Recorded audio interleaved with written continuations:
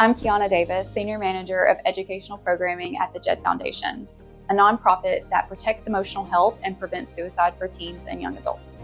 Today, we're going to talk about steps you can take to build a community of care.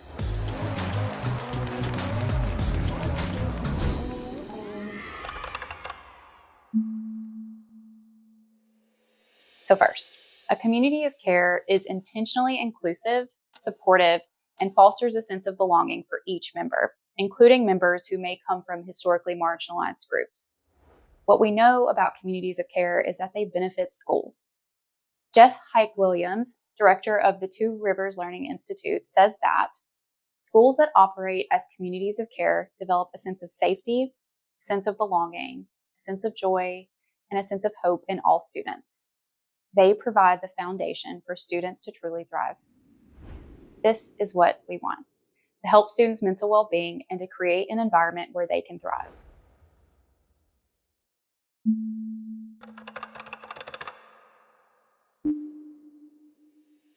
To build a community of care, first, you're going to reflect on your own background and biases in order to overcome them and to make connections with others.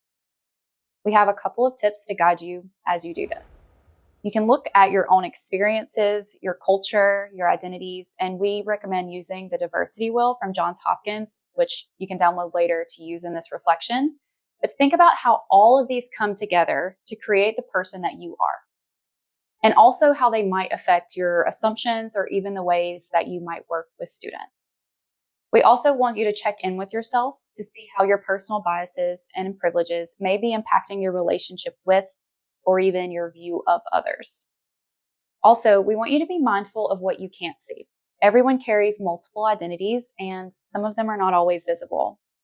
Lastly, you'll want to become aware of any unintended microaggressions, stereotypes, assumptions that you may hold about other people's identities.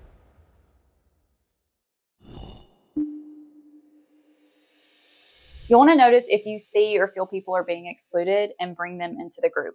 A way that I do this is if I'm in conversation with someone and there's someone who hasn't been speaking as much, usually I'll ask them what they think about the conversation we're having. The third thing you might want to do is to make space and time to connect with people who may come from different backgrounds than you do. Now let's talk about what you're going to do for the rest of the course.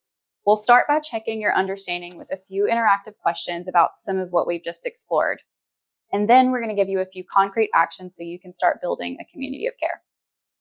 After that, you'll do an activity that will help you understand the larger community of care that supports students using JED's Community of Care map. Let me tell you a little bit about this map. It places students at the center, and the outer circles represent who shows up for them in this community of care. As a teacher, you are very much part of this and can play such a positive role. But who else is looking out for the mental well-being and making sure that students have the sense of inclusion and belonging at school?